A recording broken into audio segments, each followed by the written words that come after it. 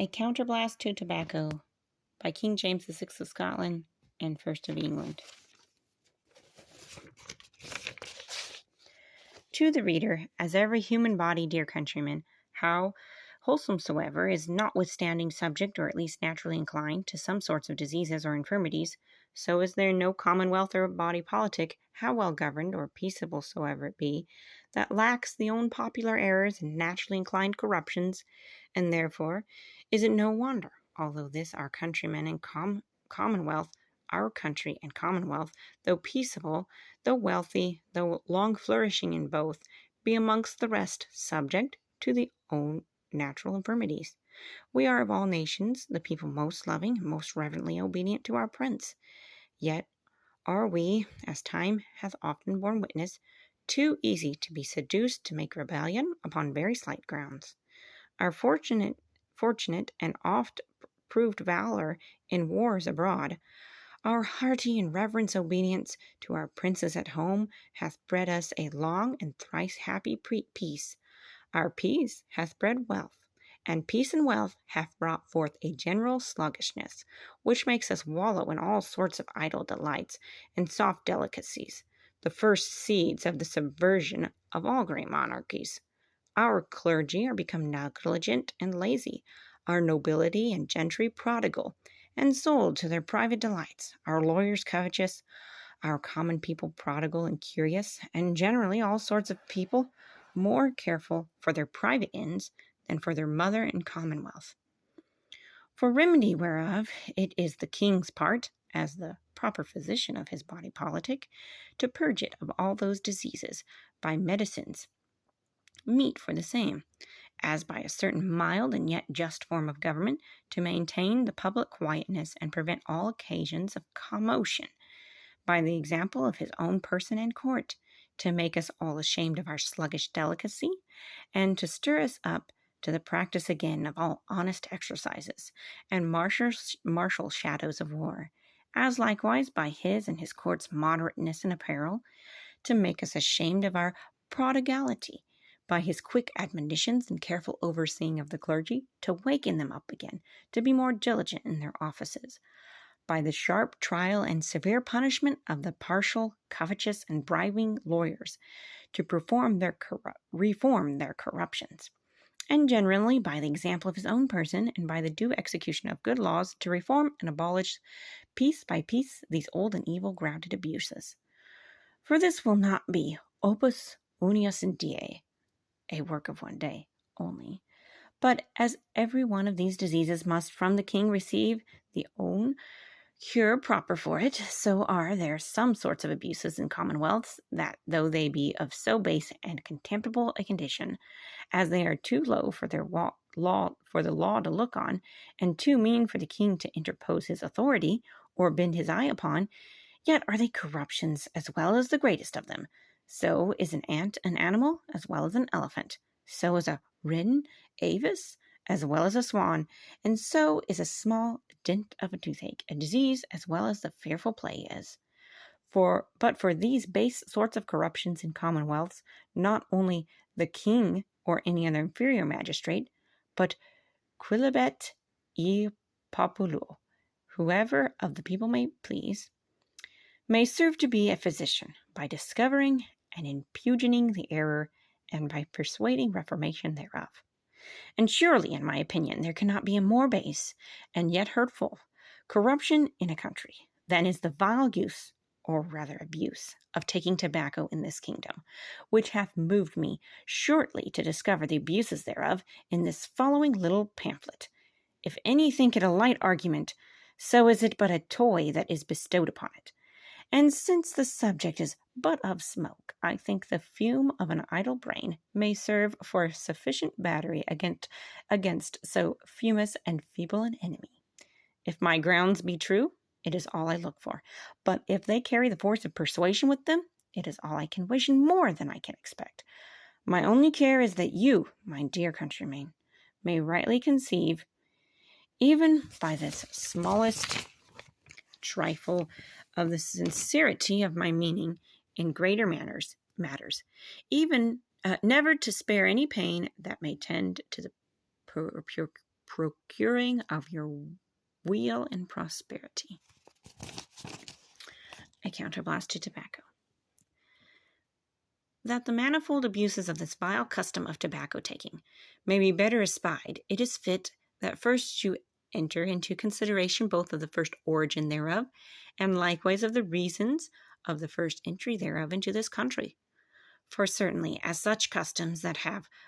their first institution either from a godly, necessary, or honorable ground, and are first brought in by the means of some worthy, virtuous, and great personage,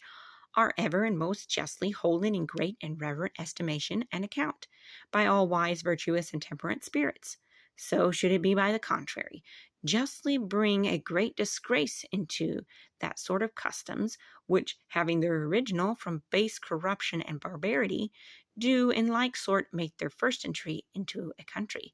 by an inconsiderate and childish affection of novelty, as is the true case of the first invention of tobacco taking, and of the first entry thereof among us. For tobacco, being a common herb, which, though under diverse names, grows almost everywhere, was first found out by some of the barbarous Indians to be a preservative, or antidote against the pox, a filthy disease, whereunto these barbarous people are, as all men know, very much subject, what through the uncleanly and adust constitution of their bodies, and what through the intemperate heat of their climate, so that as from them was first brought into Christendom that most detestable disease, so from them likewise was brought this use of tobacco, as a stinking and unsavory antidote for so corrupted and execrable a malady. The stinking suffumigation thereof they yet use against that disease, making so one canker or venom to eat out another. And now, good countrymen, let us, I pray you, consider what honor or policy can move us to imitate the barbarous and beastly manners of the wild, godless, and slavish Indians, especially in so vile and stinking a custom? Shall we, that disdain to imitate the manners of our neighbor France, having the style of the first Christian kingdom, and that cannot endure the spirit of the Spaniards, their king being now comparable in largeness of dominions to the great emperor of Turkey, shall we, I say, that have been so long civil and wealthy in peace, famous and invincible in war, fortunate in both, we that have been ever able to aid any of our neighbors, but never deaf any of their ears with any of our supplications for assistance, shall we, I say, without blushing, abase ourselves so far as to imitate these beastly Indians, slaves to the Spaniards, refuse to the world, and yet aliens from the holy covenant of God? Why do we not as well imitate them in walking naked as they do, in preferring glasses, feathers, and such toys to gold and precious stones as they do? Yea, why do we not deny God and adore the devil as they do? Now, to the corrupted baseness of the first use of this tobacco doth very well agree the foolishness and groundless first entry thereof into this kingdom. It is not so long since the first entry of this abuse amongst us here, as this present age cannot yet very well remember both the first author and the form of the first introduction of it among us. It was neither brought in by king, great conqueror, nor learned doctor of physic. With the report of a great discovery for conquest, some 2 or 3 savage men were brought in, together with this savage custom. But the pity is, the poor wild barbarous men died, while the vile barbarous custom is yet alive, yea, in fresh vigor. So as it seems a miracle to me how a custom springing from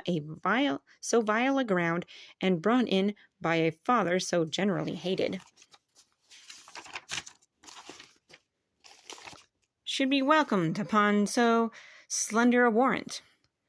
For if they that first put it in practice here had remembered for what respect it was used by them from whence it came, I am sure they would have been loath to have taken so far the imputation of that disease upon them as they did, by using the cure thereof. For sanus non est opus medico, the healthy person is not the concern of the doctor. And counter poisons are never used, but where poison is thought to proceed. But since it is true that divers customs, slightly grounded and with no better warrant entered in a commonwealth, may yet in the use of them thereafter prove both necessary and profitable, it is therefore next to be examined if there be not full sympathy and true proportion between the base ground of foolish entry and the loathsome and hurtful use of this stinking antidote. I am now therefore heartily to pray you to consider, first, upon what false and erroneous grounds you have first built the general good liking thereof, and next, what sins toward God and foolish vanities before the world you commit in the detestable use of it. For these deceitful grounds that have especially moved you to take a good and great conceit thereof, I shall content myself to examine here only four of the principles of them, two founded upon the theoric of a deceivable appearance of reason, and two of them upon the mistaken practic of general experience. First, it is thought by you a sure aphorism of the physic that the brains of all men, being naturally cold and wet, all dry and hot things should be good for them, of which nature this stinking suffumigation is, and therefore of good use to them. Of this argument, both the proposition and assumption are false, and so the conclusion cannot but be void of itself. For as to the proposition that because the brains are cold and moist, therefore things that are hot and dry are best for them, it is not an inept consequence. For man being compounded of the four complexions, whose fathers are the four elements, although there be a mixture of them all in all the parts of his body, yet must the divers parts of our microcosm, or little world within ourselves, be diversely more inclined, some to one, some to another complexion, according to the diversity of their uses, that of these discords a perfect harmony may be made up for the maintenance of the whole body.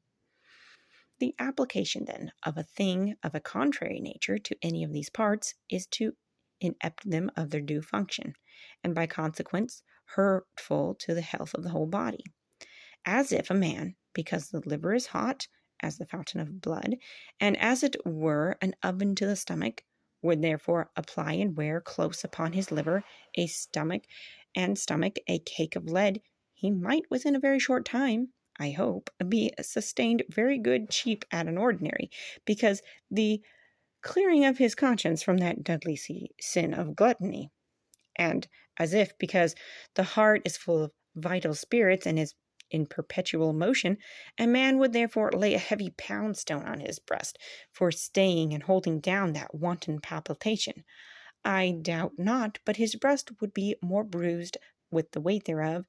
than the heart would be comforted with such a disagreeable and contrarious cure. And even so is it with the brains. For if a man, because the brains are cold and humid, would therefore use inwardly by smells or outwardly by application things of hot and dry quality, all the gain that he could make thereof would only be to put himself in a great forwardness for running mad,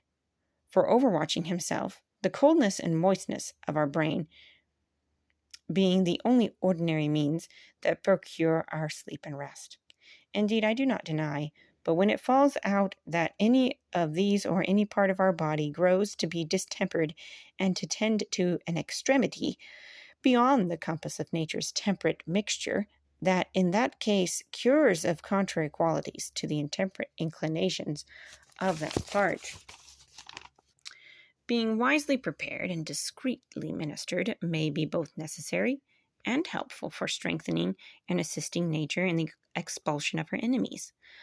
For this is the true definition of all profitable physic. But first, these cures ought not to be used but where there is need of them, the contrary whereof is daily practiced in this general use of tobacco by all sorts of complexions of people. And next, I deny the minor of this argument, as I have already said, in regard that this tobacco is not simply of dry and hot quality, but rather that a certain venomous faculty, joined with the heat thereof, which makes it have an antipathy against nature, as by the hateful smell thereof doth well appear. For the nose being the proper organ to convoy of the sense of the smelling to the brains, which are the only fountain of that sense, doth ever serve us for an infallible witness, whether that odor which we smell be healthful or hurtful to the brain, except when it falls that the sense itself is corrupted and abused through some infirmity and distemper of the brain, and that the suffumigation thereof cannot have a drying quality. It needs no further probation than that it is a smoke, all smoke and vapor being of itself humid, as drawing near to the nature of the air, and easy to be resolved again into water, whereof there needs no other proof but the meteors, which being bred of nothing else but the vapors and exhalations sucked up by the sun out of the earth, the sea, and the waters, yet are the same smoky vapors turned and transformed into rains. Rainy clouds are often transformed and evaporated in blustering winds. No.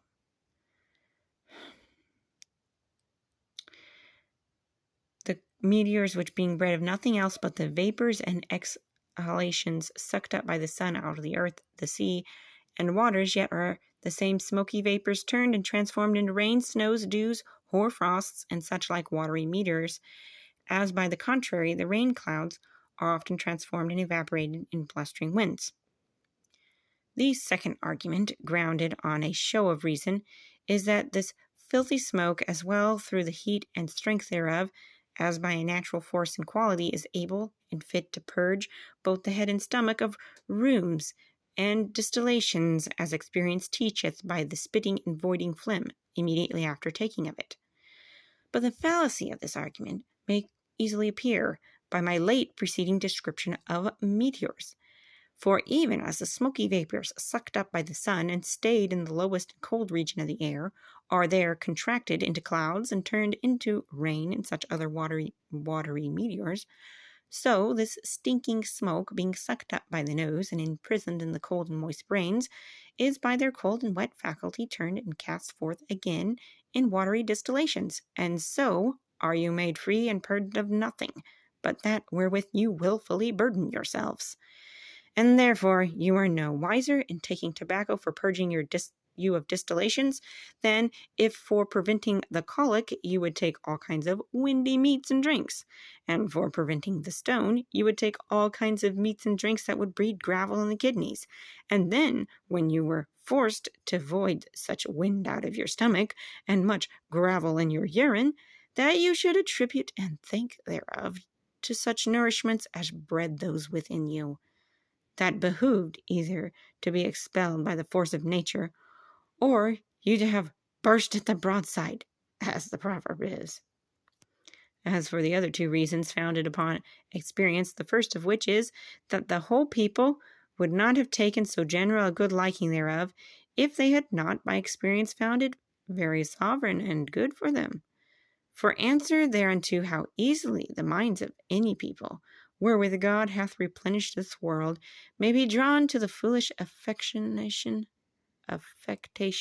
of any novelty, I leave it to the discreet judgment of any man that is reasonable. Do we not daily see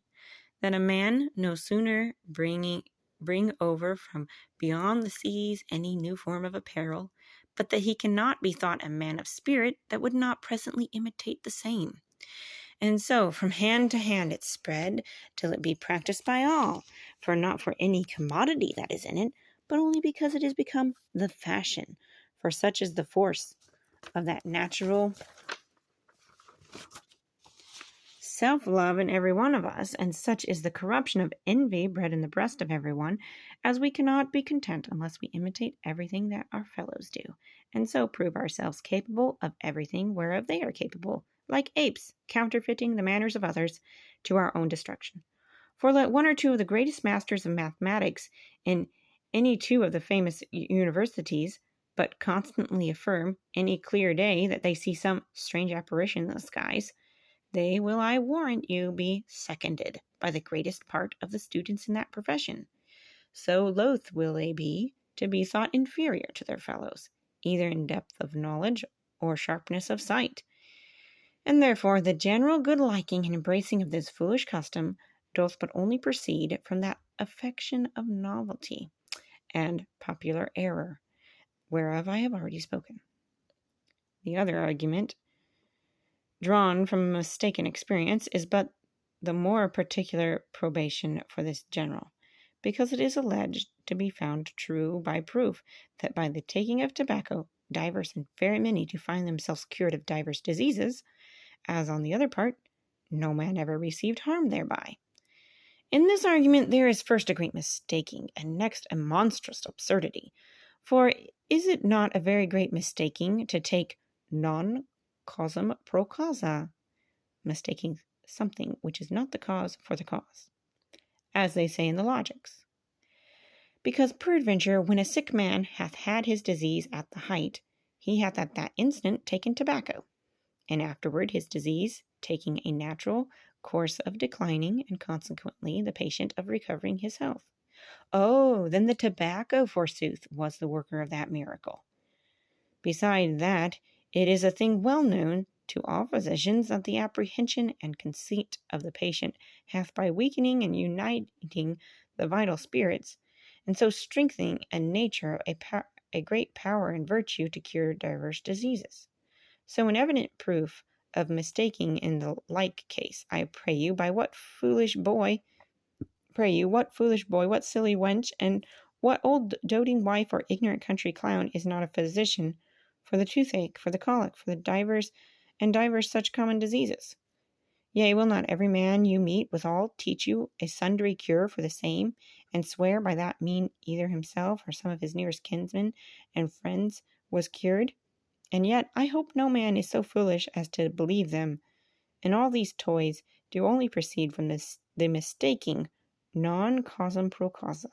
as I have already said. And so if a man chance to recover from any disease after he hath taken tobacco, that must have the thanks of all. But by the contrary, if a man smoke himself to death with it, and many have done so, then some other disease must bear the blame for that fault. So do old harlots thank their harlotry for their many years, that custom being healthful, they say, ad purgandus renis, for purifying the loins, but never have mind how many die of the pox in the flower of their youth. And so do old drunkards think they prolong their days by their swine-like diet, but never remember how many die drowned in drink before they be half old. And what greater absurdity can there be than to say that one cure shall serve for divers, nay, contrarious sorts of diseases? It is all undoubted ground among all physicians that there is almost no sort either of nourishment or medicine that hath not something in it disagreeable to some part of man's body, because I have already said that nature of the temperature of every part is so different from another that according to the old proverb, that which is good for the head is evil for the neck and shoulders. For even as a strong enemy that invades the town or fortress, although in his siege thereof he do belay and compass it round about, yet he makes his breach and entry at some one or few special parts thereof, which he hath tried and found to be the weakest and least able to resist. So sickness doth make her particular assault upon such part or parts of our body as are weakest and easiest to be overcome by that sort of disease, which then doth assail us, although all the rest of the body by sympathy feel itself to be as it were belayed and besieged by the affliction of that special part, the grief and smart thereof being by the sense and feeling dispersed through all the rest of our members. And therefore the skillful physician, pressed by such cures to purge and strengthen that part which is afflicted, as are only fit for that sort of disease, and do best agree with the nature of that infirm part, which being abused to the disease of another nature, would prove hurtful for the one as helpful for the other. Yea, not only will a skillful and wary physician be careful to use no cure but that which is fit for that sort of disease, but he will also consider all other circumstances, and make the remedies suitable thereto, as the temperature of the clime wherein the patient is, the constitution of the planets, the time of the moon, the season of the year, the age and complexion of the patient, and the present state of his body, in strength or weakness. For one cure must not ever be used for the self-same disease, but according to the varying of any of the foresaid circumstances. That sort of remedy must be used which is fittest for the same.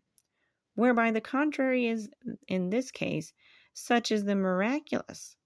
omnipotency of our strong-tasted tobacco, as it cures all sorts of diseases, which never any drug could do before.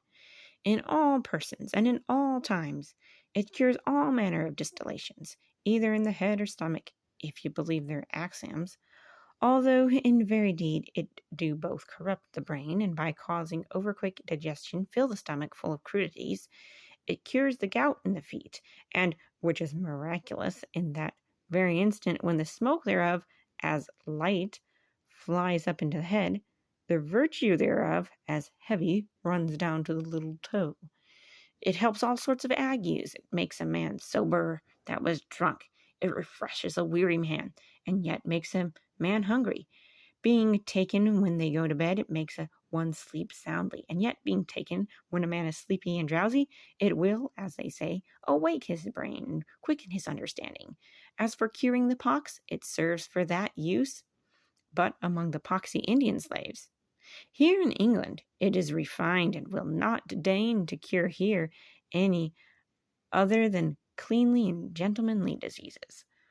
Oh, omnipotent power of tobacco! And if it could, by the smoke thereof, chase out devils, as the smoke of Tobias's fish did, which I am sure could smell no stronglier, it would it would serve for the precious relic, both for the superstitious priests and for the insolent Puritans, to cast out devils withal.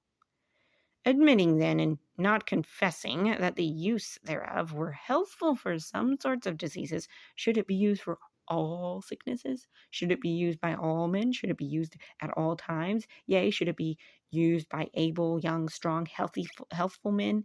Medicine hath that virtue, that it never leaveth a man in that state wherein it findeth him. It maketh a sick man whole, but whole man sick. And as medicine helps nature, being taken at times of necessity, so being ever and continually used, it doth but weaken, weary, and wear nature. What speak I of medicine? Nay, let a man every hour of the day, or as oft as many in this country use to take tobacco, let a man, I say, but take as oft the best sorts of nourishments in meat and drink that can be devised, he shall, with the continual use thereof, weaken both his head and his stomach. All his members shall become feeble, his spirits dull, and in the end, as a drowsy, lazy, bellied god, he shall evanish in lethargy. And from this weakness it proceedeth, that many in this kingdom have had such a continual use of taking this unsavory smoke, as now they are not able to forbear the time, no more than an old drunkard can abide to be long sober, without falling into an incurable weakness and evil constitution. For their continual custom hath made to them habitum alteram naturam. Habit is second nature. So to those that from their birth have been continually nourished upon poison and things venomous, wholesome meats are only poisonable. Thus having, as I trust, sufficiently answered the most principal arguments that are used in defense of this vile custom, it rests only to inform you what sins and vanities you commit in the filthy abuse thereof. First, are you not guilty of sinful and shameful lust? For lust may be as well in any of the senses as in feelings. That although you be troubled with no disease, but in perfect health, yet can you neither be merry at an ordinary, or lascivious in the stews. If you lack tobacco to provoke your appetite to any of those sorts of recreation, lusting after it, as the children of Israel did in the wilderness after quails. Secondly, it is as you use, or rather abuse it, a branch of the sin of drunkenness, which is the root of all sins. For as the only delight that drunkards take in wine is in the strength of the taste and the force of the fume thereof that mounts up to the brain, For no drunkards love any weak or sweet drink, so are not those, I mean the strong heat and the fume, the only qualities that make tobacco so delectable to all the lovers of it. And as no man likes strong heady drink the first day, because nemo repente fit turpissimus, no man ever became extremely wicked all at once, but by custom is peace and peace allured, while in the end a drunkard will have as great a thirst to be drunk as a sober man to quench his thirst with a draught when he hath need of it. So is not this the very case of all the great takers of tobacco, which therefore they themselves do attribute to a bewitching quality in it? Thirdly, is it not the greatest sin of all, you, the people of all sorts of this kingdom, who are created and ordained by God to bestow both your persons and goods for the maintenance both of the honor and safety of your king and commonwealth, should disable yourselves in both? In your persons, having by this continual vile custom brought yourselves to this shameful imbecility, that you are not able to ride or walk the journey of a Jew's Sabbath, but you must have a reeky coal brought you from the next poorhouse to kindle your tobacco with. Whereas he cannot be thought able for any service in the wars that cannot endure oftentimes the want of meat, drink, and sleep, much more then must he endure the want of tobacco. In the times of the many glorious and victorious battles fought by this nation, there was no word of tobacco. But now, if it were time of wars, and that you were to make some sudden cavalcado upon your enemies, if any of you should seek leisure to stay behind his fellow for taking of tobacco, for my part, I should never be sorry for any evil chance that might befall him. To take a custom in anything that cannot be left again is most harmful to the people of any land. Mollices, effeminacy, and delicacy were the rack and overthrow first of the Persians and next of the Roman Empire. And this very custom of taking tobacco, whereof our present purpose is even at this day accounted so effeminate among the Indians themselves, as in the market they will offer no price for a slave to be sold whom they find to be a great tobacco taker. Now, how you are by this custom disabled in your goods, let the gentry of this land bear witness, some of them bestowing 3, some 400 pounds a year upon this precious stink, which I am sure might be bestowed upon many far better uses. I read indeed of a knavish courtier who, for abusing the favor of the Emperor Alexander's service, his master, by taking bribes to intercede for sundry persons in his master's ear, for whom he never once opened his mouth, was justly choked with smoke, with his doom, fumo parate qui fum vendidi. May he die from smoke who sold smoke. But of so many smoke buyers as are at this present in this kingdom, I never read nor heard. And for the vanities committed by this filthy custom, is it not both great vanity and uncleanness that at the table, a place of respect, of cleanliness, of modesty, men should not be ashamed to sit tossing of tobacco pipes and puffing of the smoke of tobacco, one to another, making the filthy smoke and stink thereof to exhale all throughout the dishes, and infect the air, when very often men that abhor it are at the repast? Surely smoke becomes a kitchen far better than a dining chamber, and yet it makes a kitchen also oftentimes in the inward parts of men, soiling and infecting them with an unctuous and oily kind of soot, as hath been found in some great tobacco takers that after their death were opened. And not only meal time, but no other time nor action is exempted from the public use of this uncivil trick. So as if the wives of Depi list to contest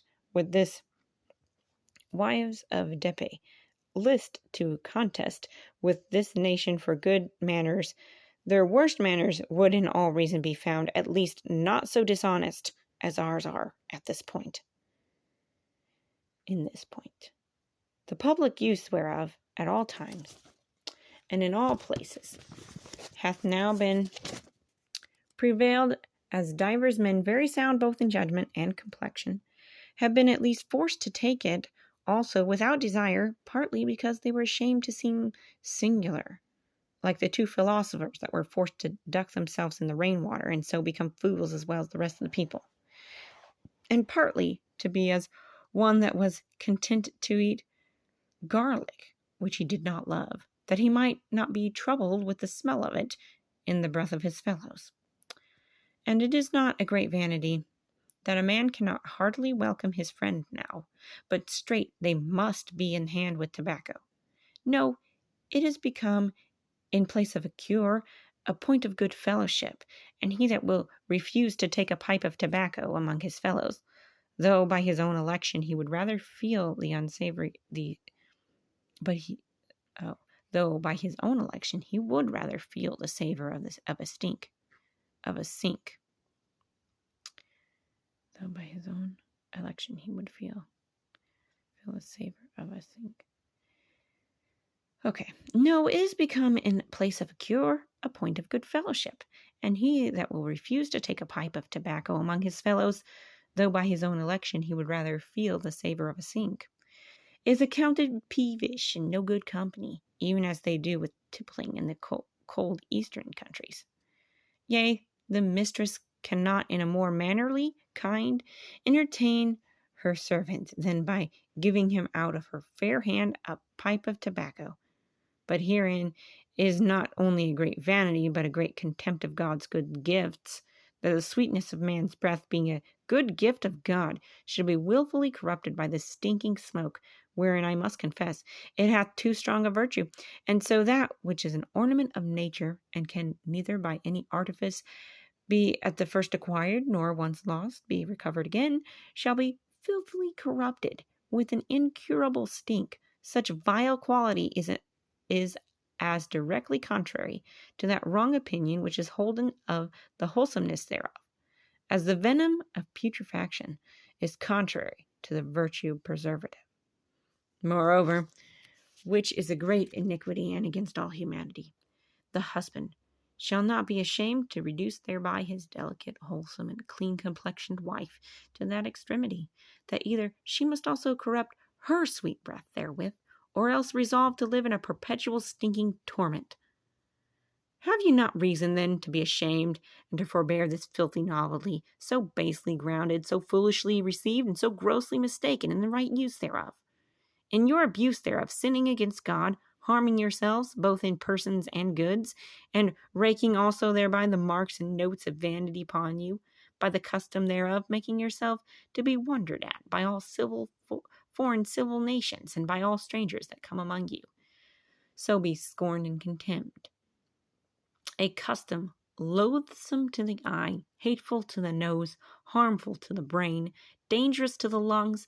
and in the black stinking fume thereof, nearest resembling the horrible Stygian smoke of the pit that is bottomless.